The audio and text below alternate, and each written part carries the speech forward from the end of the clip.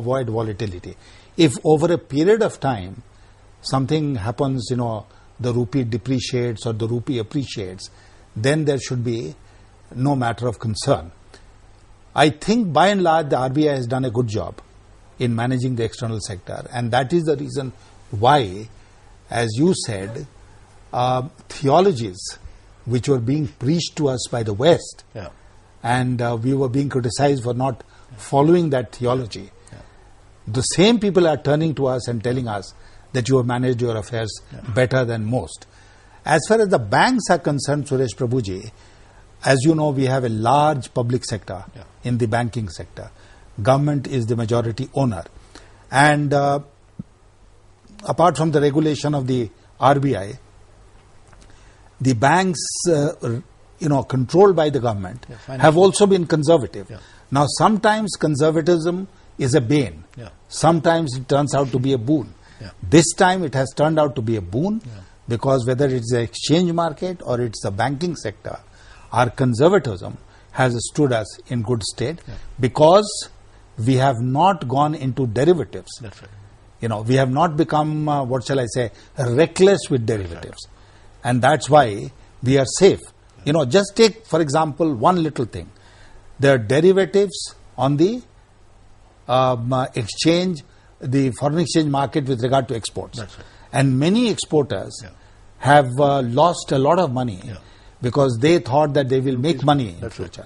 And that issue has been raised in Parliament also, that their exporters have lost a lot of money through derivatives, and the finance minister then made a statement saying it is not a systemic risk. But whether it's a systemic risk or not, if I have lost money, you have lost money, then it's loss all the same. But still, I would say that we have not been reckless with the development of derivatives. We have not been reckless with credit. We have not been reckless with, NPAs. We have been very, very cautious about it. And caution has stood India in good stead at this point of time. You just mentioned that banking system in India withstood two big shocks, one when the Asian crisis was there and now second time. And of course that time we are not having a critical mass, that we are not really a key global players, but now this time we were, if not the big one, but one of the key players in the global market. And despite that we have withstood. And you mentioned the ownership of the bank as one of the reasons for that, because as an owner, the finance ministry could also exercise conservative control on the banking system. So do you think now in future the agenda is redrawn in favor of continuing public ownership of the banking system, or is it an signal that probably in future private banks will not be allowed, not necessarily, but at least the private public ownership in these government banks will not be diluted further? This is a very interesting question, because among the many questions which the global financial crisis has thrown up, this will be one. How much should you liberalize? How fast should you liberalize? Is liberalization the answer? And already, quite frankly, between you and me, the left parties, for instance, in India are claiming that if we have avoided being embroiled in this meltdown more than we are, the credit should go to them. I don't agree with that approach. But the real danger is that we might become so conservative in future that it will start harming our economy. Like going back to the old socialist days. My own take on this, Suresh Prabhuji, is this, that, for instance, as finance minister, I had introduced a bill in Parliament, which was not passed, because it remained pending with the standing committee, that the government ownership or equity, not ownership, government equity in the banks should be reduced to 33%. So we come below the majority stake of 51%. But I had said that the public sector character of the banks will not change. You are aware of the concept of the golden share. You can hold one share and still control the enterprise. The remaining 63%, 67% share, nobody will have more than 33%. Yes. Or not a single owner. And the other is that you, by law, you will say that you will retain the rights. Because look at the banking sector. What is it that the government does as an owner? Apart from, informally advising the banks from time to time, is that you appoint the chairman, you appoint the executive directors, some of the other directors are elected, and you have a director on the board from the Ministry of Finance. Nominated director, government nominee. Government nominee on the board, who is supposed to be your eyes and ears. Now you retain all this, but our banks were, and I still feel, are in need of further capitalization. Yeah. In fact, the finance minister has promised that he will further capitalize about 7 banks. Yeah. Now, if they are in need of capitalization, their equity base has to be strengthened, and you are already at 51%, then what do? Yeah. You go for rights issue, you go for some other financial engineering, but a much neater system will be, to my mind, to do this. But the point I'm making is, we had, when we nationalized the banks, imposed certain social obligations, like priority sector lending. Continue to have that. That is not enforced by the government. That is enforced by the central bank, by the Reserve Bank. So the Reserve Bank will play its role, that it does equally. That's irrespective of ownership. Irrespective of ownership. That's as a regulator they will do it. Yeah, that's as the regulator in the RBI will continue to function for all banks. Government will continue to have the say in the public sector banks. But the danger that I see from the crisis that we are facing, the danger that I see is a throwback to the license permit quota Raj. And that will be dangerous. I must warn the audience that we should not go back to those bad old days. Because if the net result of this crisis is going back to the bad old days, then we'll go back to what Professor Raj said, the Hindu rate of growth of 3.5%. No, but it's actually a very interesting turning point in world economic history, and as it is going to be written over a period of time. But also now for India's new growth trajectory that we are going to think about. The communists obviously are saying that we are right. We are always telling you, and they have indicated our stand. But you don't belong to the Communist Party, and you don't belong to the UPA either. So UPA would, of course, articulate their strategies over a period of time. But as someone, as a finance minister of India, as a very senior leader of BJP, do you think you are planning to come out with your own prescription, which is independent of what communists are saying now, that we should go back to the state-controlled days, and what the UPA would be doing, I don't know what they will be saying. But do you think about its necessity, the need to come out with your own agenda of clearing this crisis that we are going to face tomorrow, or rather might face, to avoid it rather, and at the same time to make sure that we have growth? Do you think we will come out with an agenda like this? We have, as I mentioned right in the beginning of this program, that we had discussed all this, and we had come out with a 12-point agenda of action. Now, it consisted of 2 parts. One was what needed to be done immediately, like injecting more liquidity, like managing the rupee better, like shoring up our foreign exchange reserves, etc. And part of it was relating to the real economy and to the growth impulses in the real economy. And I would like to tell you that we could perhaps get over this crisis by injecting more liquidity, etc.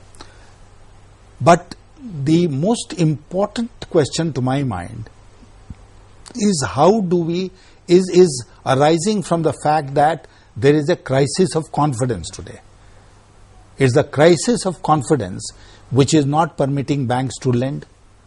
It's the crisis of confidence which is not making the investors to invest. It's the crisis of confidence which is not persuading the consumers to buy. And this crisis of confidence has arisen because of a whole lot of factors, but to which the global crisis also has made a contribution. How do we address this crisis of confidence? That, to my mind, is the most important thing. Yeah, I agree with that. But what I'm saying is, look at the broader issue, the bigger picture.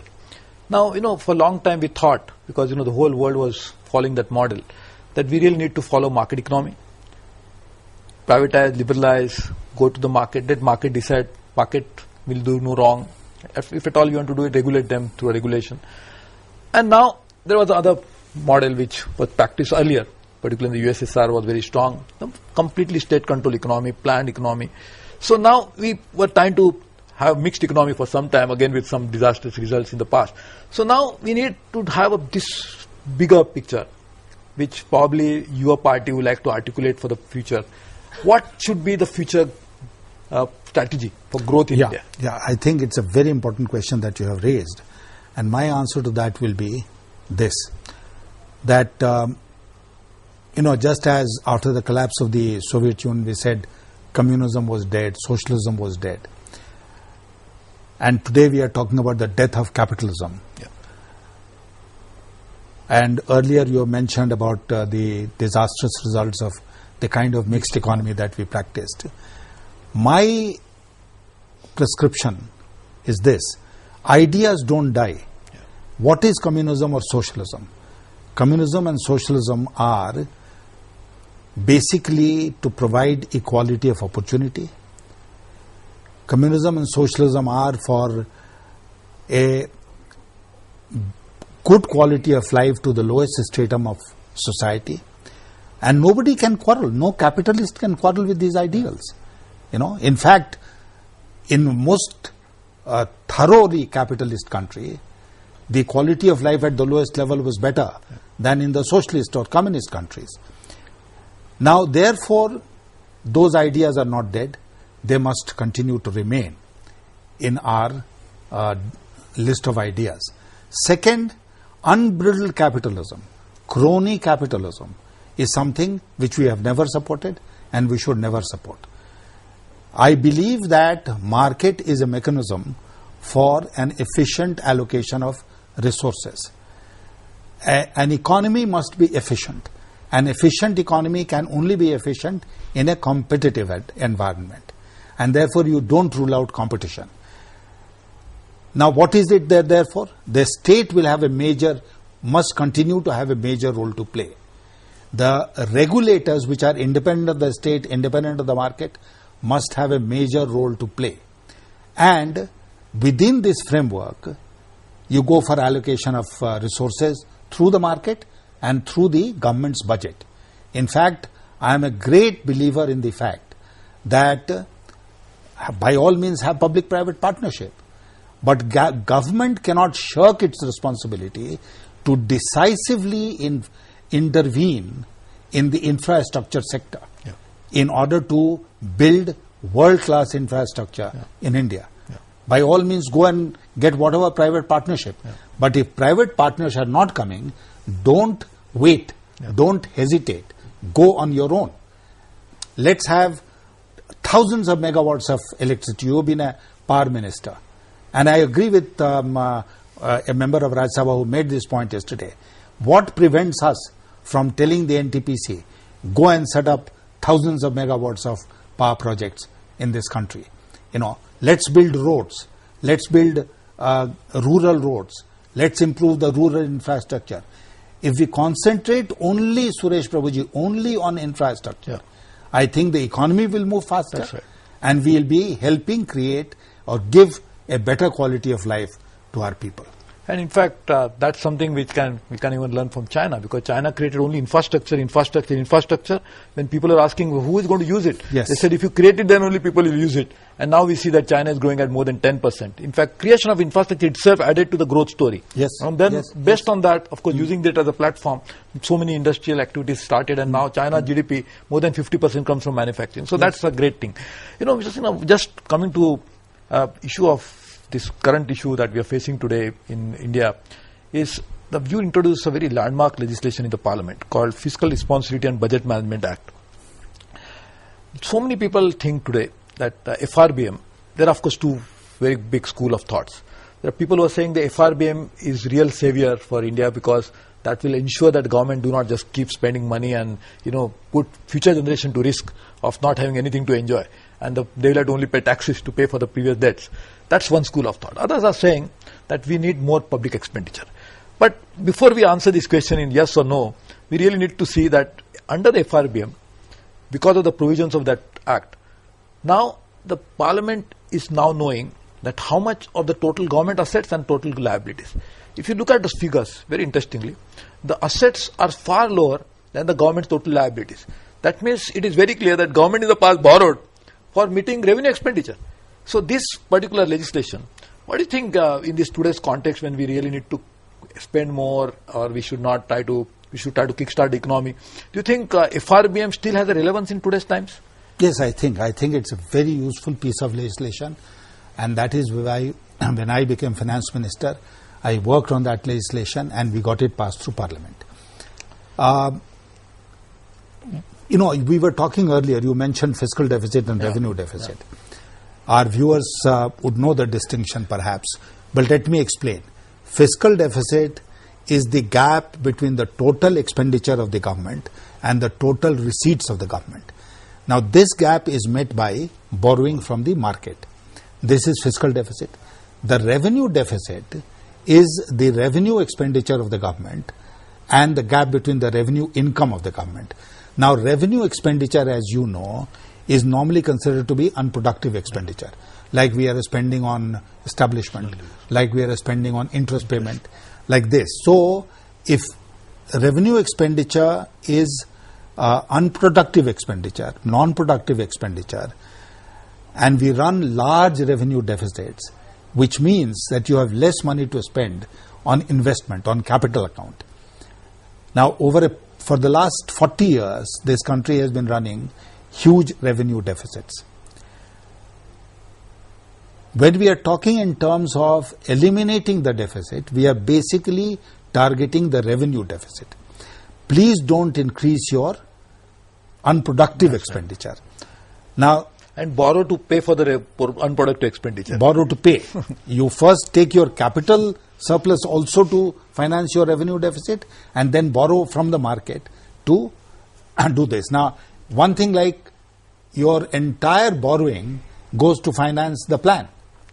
So you are living on borrowed time, borrowed money.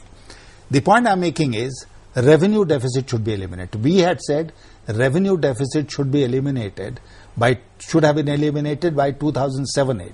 Mr. Chidambaram, when he became finance minister, in the first year he postponed the realization of these targets by 1 year. Yes. Now, even by that standard, revenue deficit should have been completely been eliminated in this year's budget. But we still have a projected deficit of 1%. That might increase also because of... No, that has already increased. Finance Commission. No, sir. Not only so Finance Pay Commission. Commission. I'm sorry, Pay Commission. Pay Commission, in fact, if you look at the Prime Minister's Economic Advisory Council's report, they have said that the off-budget liabilities of the government are 5% of the GDP. Now, off-budget liabilities are what? They are government liabilities. That's right. You show it in the budget, don't show it in the budget. And would have been revenue expenditure. All revenue expenditure. So, in reality, the revenue deficit today should be at least 6%.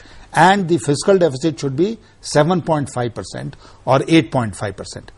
And now, the issue is, we can't sustain it at that level.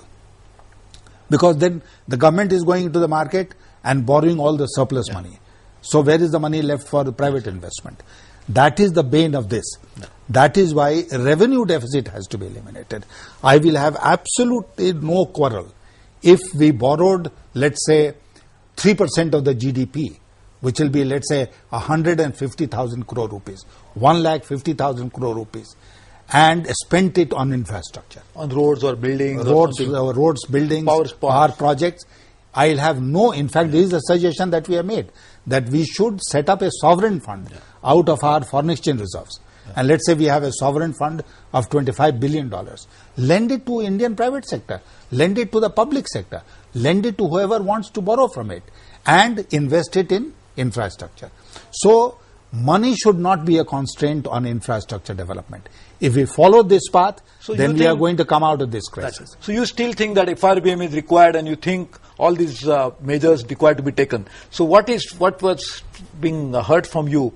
Should I say that what I was hearing the future finance minister of India telling us about what will be the agenda for future? And you said that you have the 3-member team which talked to the media. Was it like a shadow cabinet of finance, like a treasury cabinet of BJP?